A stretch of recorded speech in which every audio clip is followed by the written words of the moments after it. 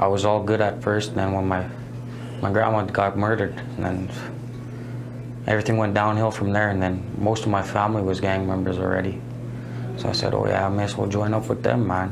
When I first came in, my charges were so serious, man. They were asking 15 years to life, another 8 years on top. They wanted 23 years in total. First time in jail, no criminal record. That's from being a gang member. I grew up in a gang lifestyle. I grew up like when I was a little kid, looking up to these gang members, thinking, okay, I want to be just like that.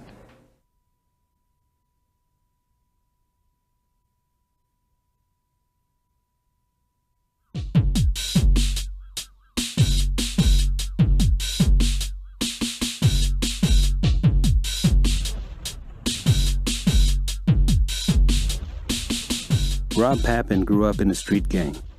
The street was his home, and his family was his gang. Rob saw the dark reality of gang life from the inside, and knew he had to get out. Today, Rob Papin is a family man, the father of 5 children. They are his new gang. They are who he represents. And today, Rob helps Aboriginal gang members and associates leave the gang. Leaving is easy. Staying out is the hard part. He calls it gang intervention and prevention. We're back at square one. Having to start over, yeah, that's a motherfucker, man. But that's where the sacrifice is. Those are just material things. They come and go. Who's Roberta without that, though? Homeless? No, I'm just kidding. I'm still me, like without them. My kids are still gonna be my kids without them.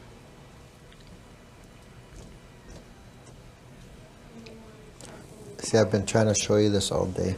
Okay, I got it. I got it. Aboriginal street gangs have become a serious problem in major cities and on reserves. Never witnessed gang activity so pronounced as I've seen it here in the community that I'm in. And at such a young age also, we're seeing kids as young as 9 and 10 as runners, and you know, as young as 13 doing drive-by shootings and carrying weapons and so forth. Rob Papin spends much of his time in Aboriginal communities, talking to youth about the pressures they face to become involved in gangs. How old were you when you got out of the gang? 25. What's up, buddy? This your brother? He's my brother. He's 16, turning 16 today. And my other brother, Nathan, he's 14. And he's like interested in all that gang stuff, and he wants to follow that path. Where is he? He's at home. That's why I said he should have been here. Rob has received countless phone calls from gang members over the 6 years he has been doing gang intervention work. I don't know if you'd call it destiny or luck or, you know, whatever. I went to class one day and I seen this poster on the wall. It said, gang, violence, help stop it. There's a number at the bottom. So I thought, you know, I'll check it out. So Derek phoned me once, twice, 3 times. Finally, I phoned back the 4th time. I got to speak to Rob. So I met him at this tattoo place in his neighborhood, you know, his gang neighborhood. So I went and met him, you know, I went there as myself. Didn't try to play the role, didn't try to play the tough guy role or, you know, think I was better than anybody. Just went there as me. You know, I was looking for him to play this, you know, this solid role, this whatever, but, you know, at the same time I'm looking at him, I'm thinking this guy's only 20, you know, 22. We talked for a while and, you know, he took me to the place he works, and I guess you can say from that point, he kind of took me under his wing and started guiding me. Derek Powder grew up in Edmonton's inner city with an alcoholic mother and never knowing his father. I am a former gang member, so that makes me feel proud about myself. As a part of the healing process, Rob encourages Derek to speak in public about his gang experiences.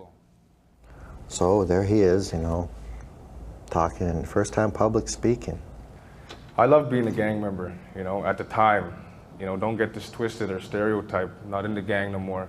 What he doesn't realize that I got him on the hook now. There's no way you can go out publicly in front of all of these professionals in a place like this and say you're an ex-gang member and still try to be a gang member. The shame of growing up in poverty, surrounded by alcohol and violence, pushed Derek away from his family and onto the street. Rob Papin has seen guys like Derek Powder come and go over the years. Some make it out of the gang, most don't. This was the community league for the hood, man. This is where gang members came, the dealers, the drunks, the drug addicts, the people from the street, a place to just be themselves. And, you know, it didn't matter who you were or what you were about or what kind of background you had, as long as you had money. Back in the day, if there was any outreach workers that came by to say, hey, Derek, do you need help, what would you have said? What the fuck are you trying to help me for? You know? My mentality back then, I think, you know, well, what do you want from me? What do I got to do for you, you know, for you to come and help me? Because people just don't walk up to you and say, hey, can I help you? Can I get you off the street? Because they sit there and they say, when I used to talk to counselors growing up, they'd sit there and say, you know, so how's everything, you know? How's this, how's that? Or don't drink, don't do drugs. Well, what the fuck are you trying to tell me not to drink and do drugs for? Do they sit there and say, hey, what's going on in your home life? Or the community you live in? What do you see every day? Most gang members, why are they male? Because they don't have that father figure at home. So sitting there, 10 years old, you know, little brother's sleeping. I'm supposed to be sleeping too, but I can't sleep because mom's not home. We're not home with anybody, actually. That was a hard thing to deal with. Having the mom take off and not be there. So finally, eventually, you'd fall asleep, get up in the morning. Sometimes she'd be there, sometimes she wouldn't. When she was there, she wouldn't be up to, you know, get us ready for school or, I guess, cook us breakfast. So I'd, you know, slap something together for me and my little brother, get my little brother dressed, and away we went. We're in a big gymnasium like this, right? Say I'm sitting over there with this group of my class, and this girl, she throws a piece of paper through the crowd. First person they target, me. I get hauled out of the gym, walk through those doors, say, this teacher walks up. As she's walking and I'm following her, she turns around, she says, you know what? She goes, it's a sad story about you. And I said, what's that? She goes, that you'll never amount to nothing. You're just another stupid Indian kid. You know, seeing my mom and my stepdad fight a lot, that's how they handled their problems, you know, by yelling, swearing, screaming at each other and physically assaulting each other. So I thought, okay, this is the way to deal with things. I enjoyed that, you know, being a tough guy. That's what I was called, the tough guy in the school, you know. I enjoyed that. Getting that, I guess, that title at a young age, it gave me power, you know, over people. Nobody would fuck with me, plain out and simple, man, you know. Talking to some of the kids, you know, I don't know how it would come about, but we'd sit there and something about welfare would come up. I wouldn't say mom was on welfare. Because, like, fuck, I was embarrassed, man. You know, where all these kids are saying, oh, my mom's got this job, my dad's got this job, and, you know, I ain't gonna say, well, you know what, my mom's on welfare and I don't have a dad. That was embarrassing for me. I don't say stuff like that because that reflected on me, you know, the way I dressed, how I presented myself at school. I was embarrassed, you know, to be who I was. I didn't want to sit there and say, well, I got my clothes from Value Village or Bissell Center. You know, mom would, let's go to the Bissell store. Fuck that shit, man, I ain't going there. But still, you know, I'd go, wear those clothes, go to school. You see all these kids wearing brand name clothes. Well, for me, I wasn't one of those kids. I really think that kids that decide to get into gangs nowadays, they should really, really think about what they're getting into. Every cop in the districts will know you, man. Gang unit will fucking roll up on you just for the hell of it because you're walking down the street and punch you out, man. Take you to the floodway, fucking leave you there walking back in the middle of winter time, man, just fucking wearing your socks and that shit, man. So you don't need that shit, man. Just fucking go the right route, man. You know? Fucking gang life's not the way to go, man. Really, really understand what you're getting involved in. And that for some, there is no coming back. We place you on our national computer, CPIC, the Edmonton Police Service. If you're involved with gang activity or criminal activity, you're on that network. So when you get stopped anywhere, and that includes going across the border, because the U.S. Customs has access to this. So if they pick this up and you've been picked up for drugs, for example, and you're off to Disneyland, they may not let you come into their country. Yeah, I wanted to come to jail. I wanted to be the baddest I can be. At first, like I said, I chose it because it looked from a distance like it was exciting, it was fun. But this time when I got out, they were starting a group and that, and even though I didn't want to be a part of it and that, I'd go and see them and that. Because I'd never stopped them being my friends. They were my friends, my brothers, and people I loved and who were always seemed there for me when I was out.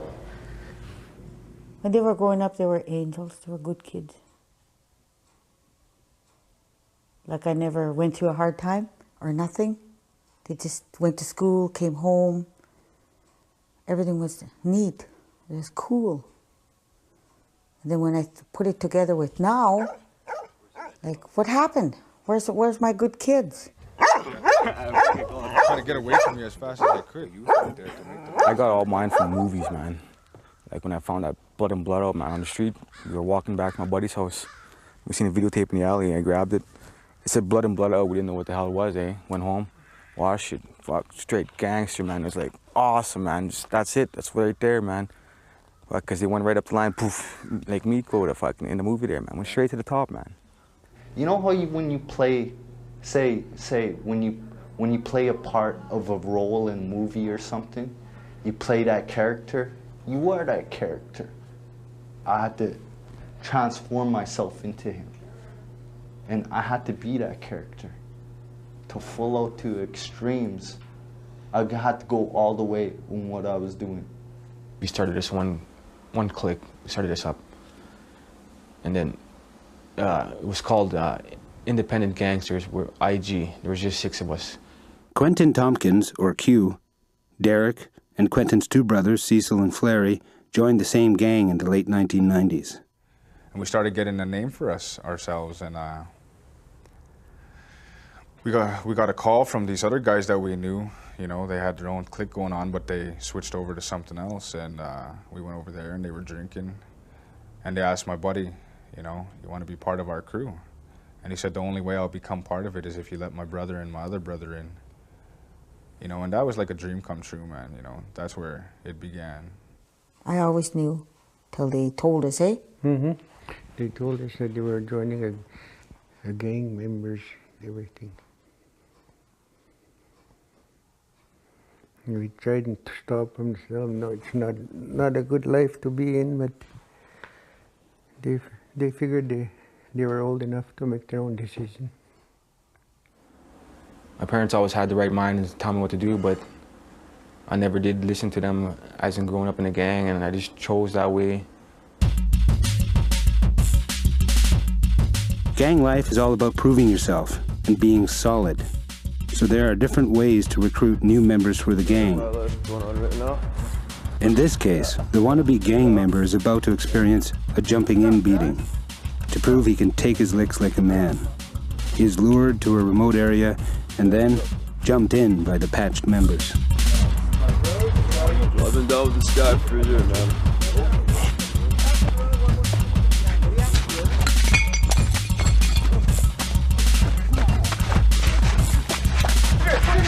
Sometimes, these recruits end up in hospital as a result of the severe beatings.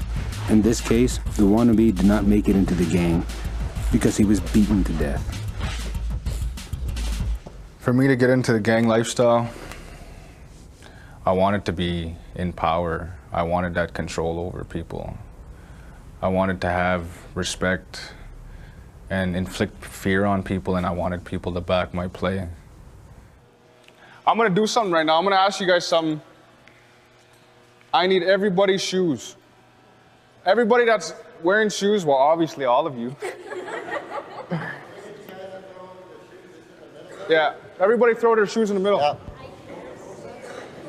Both sides, both shoes. Just throw them in there. Just throw them Nobody in there. hit me. You've seen one person throw their shoes, so why not? You know, the whole crowd goes, just like the gang. You know? And then we explain to them the reality of it. That's how it is. Now I have your property. I'm going to see how tough you are. I'm going to see if you challenge me. Got some nice shoes. Can we get you guys now to throw all the ones wearing jackets in the middle too? Bring your jackets. Don't worry, it won't go any farther than that.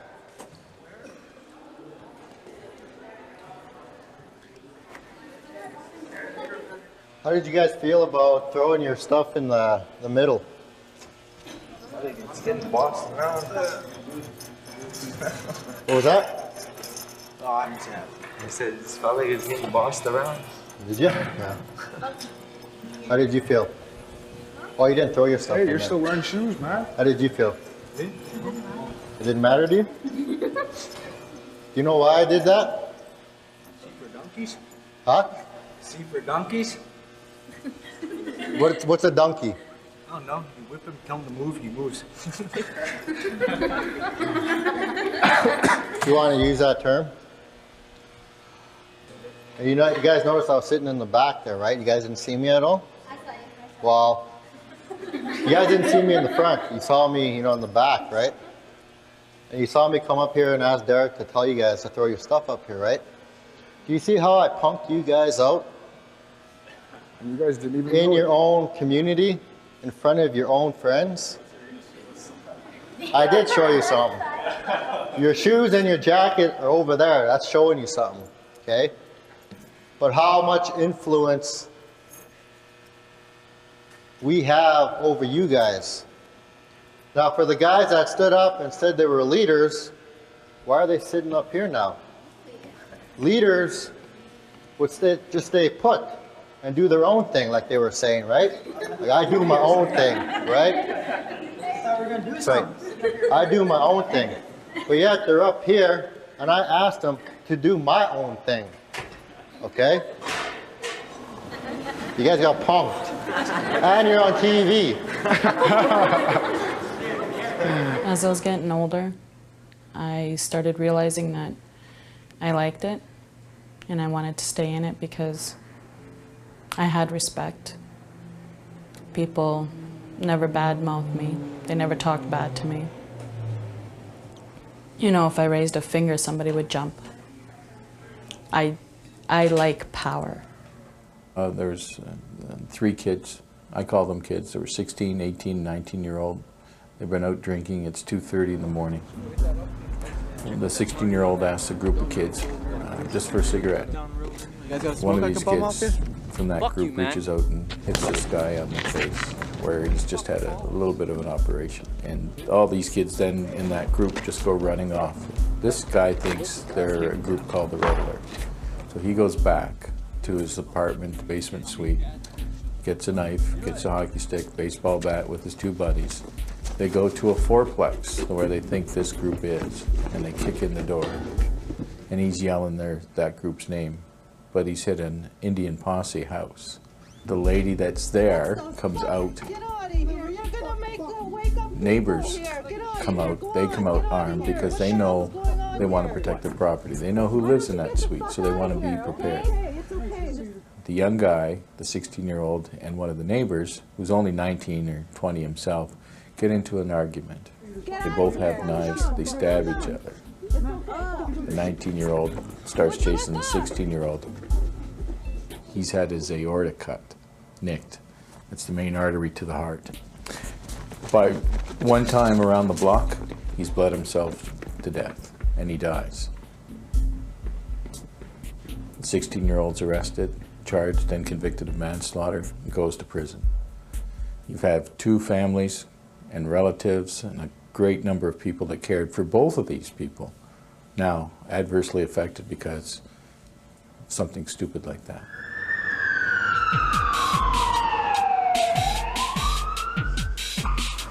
I'm using the weight to let that aggression go, that anger if I don't take it out on the weights or the punching bag, I'm going to take it out on somebody eventually. And this is another healthy form, you know, showing Derek that there's other ways to release that aggression.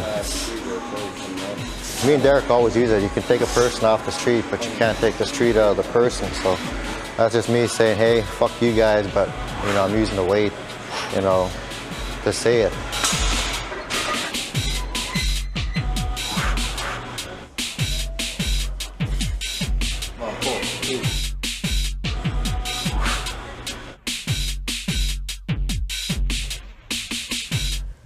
A lot of gang members are very angry, and being like a gang member's girlfriend, you carry a lot of their anger, like physically, emotionally.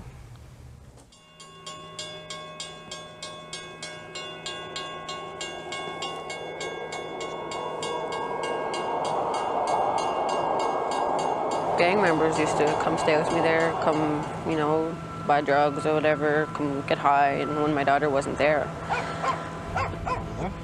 Yeah, the one right at the far corner? Yeah. People just go in the back stairs, come knock at the window, and you just slide open a little sliding door, you know, make transactions and stuff. And There is no women in the group, but there's a bunch of women who hang around the guys. And I'll tell you straight up, they say you're nothing but a mattress. In a gang, you have to satisfy your man. And if he turns around and he tells you he wants you to sleep with another woman, you're gonna have to, or else he'll beat the living crap out of you, you know? Or if he wants you to turn around and go sleep with his buddy because his buddy doesn't have a girlfriend, you know, you're gonna have to do that. when a girl's in a bathroom, when you're at a party, and it has to do with drugs, different guys are going in and out of there. Everybody knows what she's doing. Everybody around knows what's going on in that bathroom. And it's all just for, you know, a few minutes of separation, basically, like from their mind, from the drugs. And yet their bodies are just getting used for nothing. In a gang, women are nothing but a doll, piece of meat. Somebody to be able to turn around and say, hey, you know, she's there. I'll go fuck her. Then I'll go fuck that other girl in about an hour. You know, it's a hard life.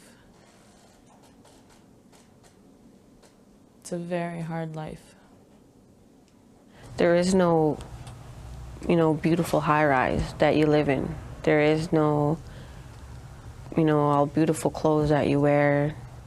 Nobody has their own space. Nobody has their own personal belongings. It's just a crappy place with crappy stuff. There's a lot of girls now that they don't understand what they're getting into. They just see it as, oh, well, my boyfriend's, you know, this, and he can give me this or buy me that, and, you know, I don't have to pay for drugs, or, you know, I could just go to a party and everything will just be all fun and games. It's not like that. It's not like that at all. What does he give you? He gives me money here and there. He comes down here, gets me, buys me licks, well, food.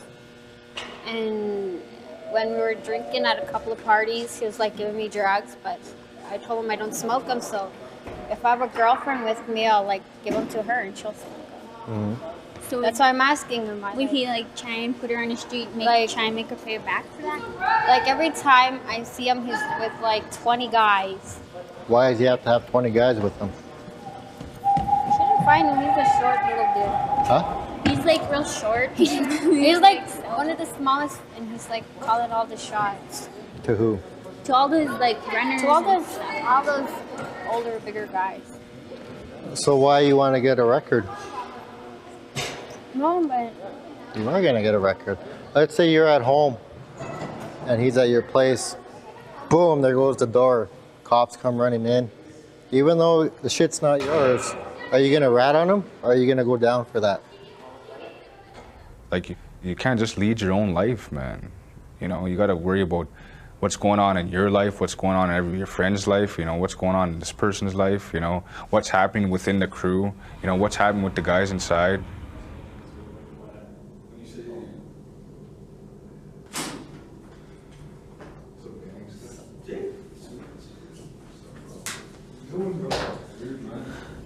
Catch them by themselves, they're soft, man, just like butter, man. They ain't nothing, man. They're so solid, man. They'd be rolling by themselves. That's the way I seen it. I seen a bunch of guys hiding behind the gang. But being a gang member is nothing. Just the bottom line is nothing. You're in a gutter, you have nowhere to go. It's the same as taking you and dropping you in a hole. Okay, get yourself out of this 12-foot hole.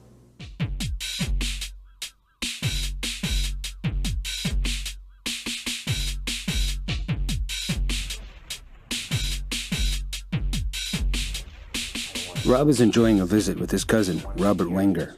Robert is the leader of an Aboriginal street gang and has spent the last 8 years of his life in a maximum security prison. If you're smart while you're here, you really look at yourself and ask yourself why you are here. Over the years, I used to go to prison. All I'd think about while I was in was, can't wait to get out. I wonder what they're doing.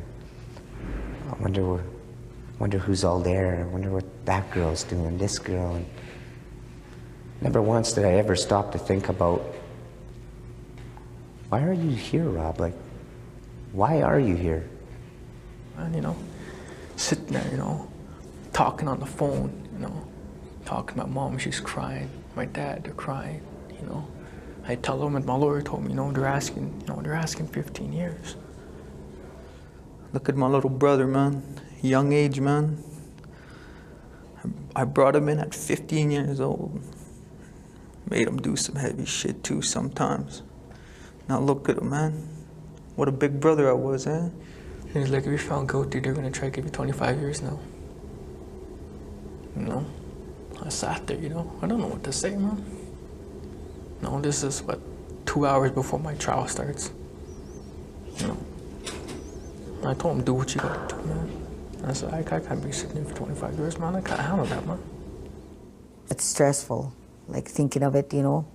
When am I gonna see my guys? Like, when are they gonna come out? When are they coming home? Being inside jail and fucking asking people to help me out, get me out because I got bail. But sitting in there, oh yeah, they'll say, yeah, we'll be there. We'll come get you. We'll get you out. What do you need? You need money? Fuck, we'll hook you up. Yeah, well, fucking 1 week, 2 weeks, a month later, 6 months later, my ass is still fucking sitting in there. No money, no bail. And people are asking me that I ain't part of the gang. Why the fuck you in a gang if they can't even take care of you? Man, you got, you know, all these guys saying they're your bros. You grow up with them. They turn on you like that, man. Call you a rat, a skinner, a check-off, a piece of shit. And yet they ain't got no paperwork on you, man. They ain't got nothing. Just, I don't know, those what you call the has-beens, not even. There never was, man. They never made the food chain like me, man. They never will, you know? There's no loyalty. My face was supposed to get slashed. I was supposed to get stabbed up, and this is supposed to be from people that I grew up with, my friends. Like, I was a one committed gang member, man. Like, I put my gang before my girlfriend, man. Shit, now I don't even have a girlfriend now, fuck. Gang member, that's who I was. That's what I was, fucking 24/7, man. I lived it and I breathed it. I lost the one woman I loved through this gang. She always wanted me to leave the gang, quit selling drugs, do this, go to work, straighten out. But I always told her, I'm a gang member till death. Death do me part. I said, I'll represent till I die. You know, I chose this gang over my own daughter. My daughter's 4 years old, just turned 4 in September. 4 years old, and you know what? 4 years she's been alive, and I bet you in her whole lifetime, I haven't even spent 6 months with her to a year.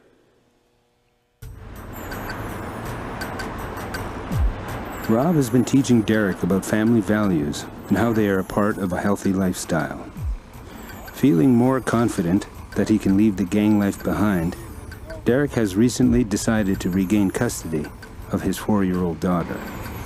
Rob accompanies him to his first appearance in family court.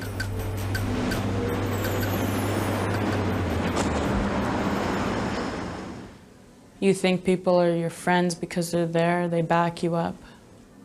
Nobody's really there for you and back you up except for your family.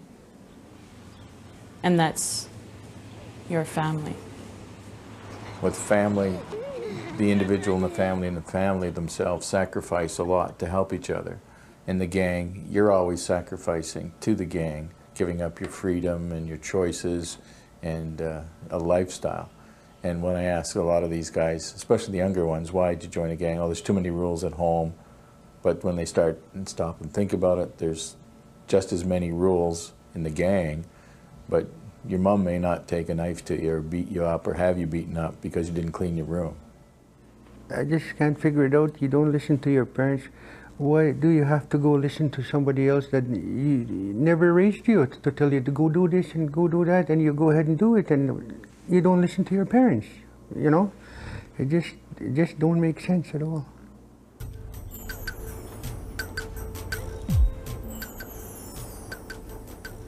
I can say I was kind of, even more self-doubt. She had all these fucking people in her corner back in her play. And it was me and Rob standing there. And I was nervous, like, fuck, man. All these people are back in her play and, she's got a lot of weight. I said, oh, look, these are just people. They're paid. They're paid to be with her. And I said, I'm not paid to be with you. I said, that's the difference. I said, I'm writing this out with you just to show you.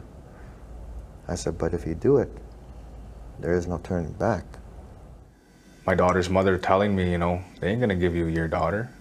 You weren't there for 4 years, the whole time of her life. You didn't give her anything or provide for her. And you certainly didn't raise her. She doesn't even know who you are. The stress of going to court and dealing with complex legal matters has given Derek a craving for a taste of his old lifestyle. He is tempted to kick back a bit and ease the tension with a few drinks. 3 hours, debating whether or not it'd be cool for him to go have a social drink. And I was like, there is no such fucking term as social drink when you're an alcoholic guy. Yeah, but alcoholics are only old and blah, blah, blah. I said, well, I sobered up when I was 19, despite me being a dry drunk. I still knew I couldn't fucking touch alcohol, man. Well, he tried to give me every lame-ass excuse, and I was just like, boing, like, give me a break, man. And he got mad. He was pouting. I don't know. I was like, long story short, you go do what you gotta do. If that's your case, that's your choice, cool. But just understand this, is that when you phone me up tomorrow, let me know how you feel or everything like that, ain't nobody gonna be picking up, because I don't give a fuck.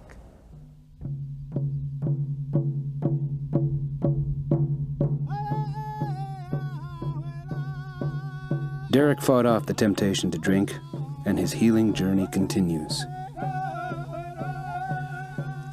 Rob Papin and Elder Joe Cottrell have been helping Derek to reconnect with himself as an Aboriginal person.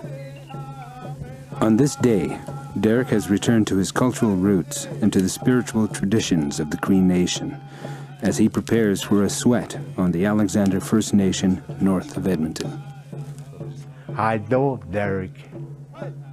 He got away from that gang talk, see? He made up his mind. He was searching for him some way to get out of there. And he found it. He's got that respect now, eh? That's why everything is going right for him, huh? He's happy now, eh? So he's stronger now, getting stronger. 100 years of residential schools where Aboriginal children were removed from their families, has created a state of despair and powerlessness for some people. Gangs create a sense of power for those who feel powerless and hope for those who live with hopelessness. I think that the issue of residential schools and other social policies, and one of the profound social policies was outlawing ceremonies. I don't think that the residential schools alone, without the outlawing the ceremonies, because ceremonies provided for us a sense of identity, sense of belonging. We even had our own justice system in the ceremonies. We had ritual, and we had a sense of community. And the difficulty is that when that's pulled out and what they were trying to put in was unsuccessful in instilling the new values that they wanted to, all of those things that were pulled out over 100 years happen and manifest in gangs. A sense of ritual, a sense of ceremony, a sense of justice. Maybe it's not justice that mainstream would see as being justice, but it's their justice.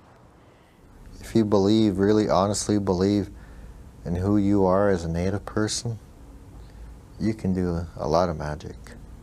So I grew up like lost identity. I really didn't know who I was. And throughout all the years, I wasn't fortunate enough to learn about culture when I was younger.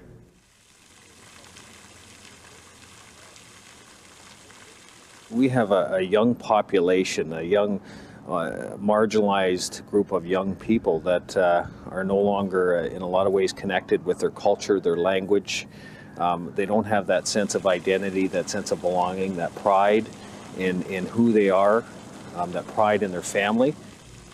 Like you're saying, like our Aboriginal people, we've been struggling for years. We've been struggling for years. Like back in the day, fighting extinction, identity, to years later, we're fighting addictions.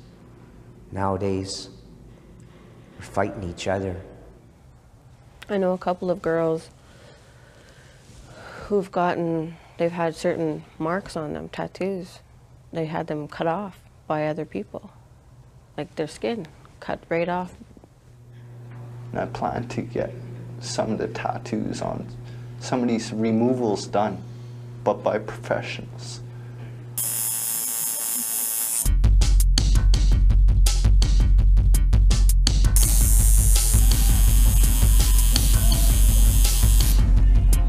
The gang tattoo, or patch, has been a big part of Derek's life for years. It was his badge of honor and a symbol of his loyalty to the gang.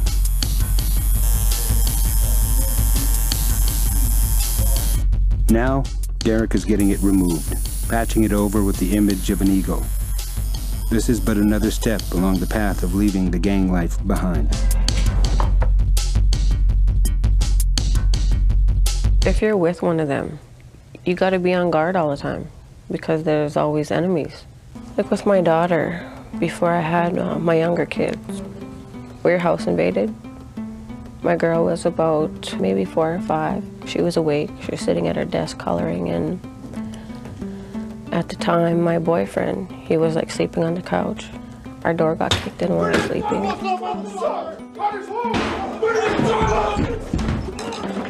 She came into the room and she was like screaming, and she woke me up and I didn't know what was going on. She was terrified and she jumped in the closet underneath her clothes. She was hiding, and then I went out and my boyfriend was getting like attacked by like 4 or 5 different guys with clubs, baseball bat, golf clubs. You know, he was cornered, he wasn't doing anything. I don't even know where like the strength came from, but I started swinging back at these people. Like I was scared. And I know my daughter was like, but my reaction was to defend myself. When people would knock at the door after that, she would like hide. It was just a natural reaction for her. She'd like kind of duck down by the couch or something, and I'd look at her and inside my heart, like I'd just like, kind of fall apart inside. My friend was telling me how it affected her on when she was home invaded. She said, like, how can you do that? Like, how could they do that? Like, did they not think about, like, who else was there and care? I believe that's how she worded it. I told her, yeah. Of course they thought about it. That's why they did it. That's why I did it. That's part of the things of a group. One of them is intimidation. There's only two alternatives to this lifestyle. And that's death, or that's life in prison. Whoever says elsewise, well, you're kidding yourself. There was a guy in the hospital when I was in the hospital after I got stabbed, who came in and died. And the same guys that after I got stabbed, the same guys that stabbed me went and stabbed him. And all I knew is that I was being hunted too. So instead of having somebody drive around looking for me with a gun, I went and got my own gun. And instead of driving around, I went right to their place and I kicked it in. I didn't have a regard for who was in there. My only mission was to kill them. I've lost a lot of family members to the gang life, and I still am. I've lost 2 brothers and 3 cousins. And they had to get hauled away in a body bag. It wasn't just walking away, it was being hauled away in a body bag.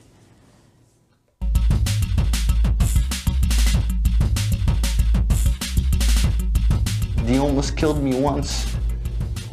They almost killed me twice. They almost killed me 3 times. I got chopped in the head with a samurai sword. My life almost got taken. I stabbed that one guy at least 11, 12 times. I don't know how many times. All I was thinking is he's gonna kill me, so I'm gonna kill him first. The negatives is getting slashed from ear to ear and getting cut on the arm, getting slashed in the face, and having my lung punctured. I was in the hospital for 6 days, 50-50 chance to live. I died 3 times on that bed. I heard my own heart flatline. I heard beep. And I seen myself. I floated up, I looked down at myself. And then all of a sudden, it went black. No matter what you go through growing up, what choices you make when you're younger and stuff, even if they are wrong ones, that you can still lift yourself up and go in a better direction. Man, when I go home, man, it's just gonna be like being born again, man. Whole new person. I don't know if I'm gonna hold it up in the city anymore. I'll probably move somewhere else, man. Start up somewhere different, new life, man. I'd go back and start all over again, man. Lead a different way, man. It's just not the place to go, man. I got bad wounds. I can't even breathe right to this day from all my stab wounds, fuck. I had no sense of belonging. I had no role models. My kids have role models. And I hope to God that they have a sense of belonging. I had to lie to get into this program because really didn't know where else I would go. Started hanging around positive people that didn't use the drugs and the alcohol. One of the first things that was told to me by my facilitator was, what you put into the program is what you're going to get out of it. So I thought to myself, if I can be loyal to a gang for 10 years, I can start being loyal to me. Me today, I'm Robert Wenger. I'm me. I'm not outlaw anymore. I'm one who cares about my family. One who wants to spend time with my family. One who wants to tell my family that I love them. that I always have. I just didn't know how to say it.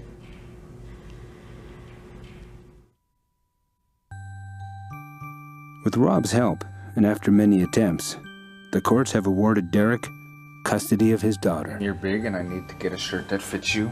Good. When she first walked in the door, when, you know, the day I got custody of her and she got dropped off that evening, you know, she walked through the door and, you know, here's this little person coming in my home. You know, and I look down at her and she got her little bag and she looks up at me and Not today. I was like, hey, how you doing? She goes, good. Like, you know, I'm standing there thinking in the back of my head, like, what the fuck do we do now? Cool. Did you take a shower? Not yet. Come on, let's go. She knows how to count to 10 in Cree. She knows how to say her ABCs. You know, and sometimes she'll sit there, like one day I was getting her ready for school, you know, and I put on some cologne and, you know, I'm doing up her jacket and she goes, Daddy, you smell good. I was like, thank you, my girl. And she goes, yeah, Daddy, you smell like a gangster.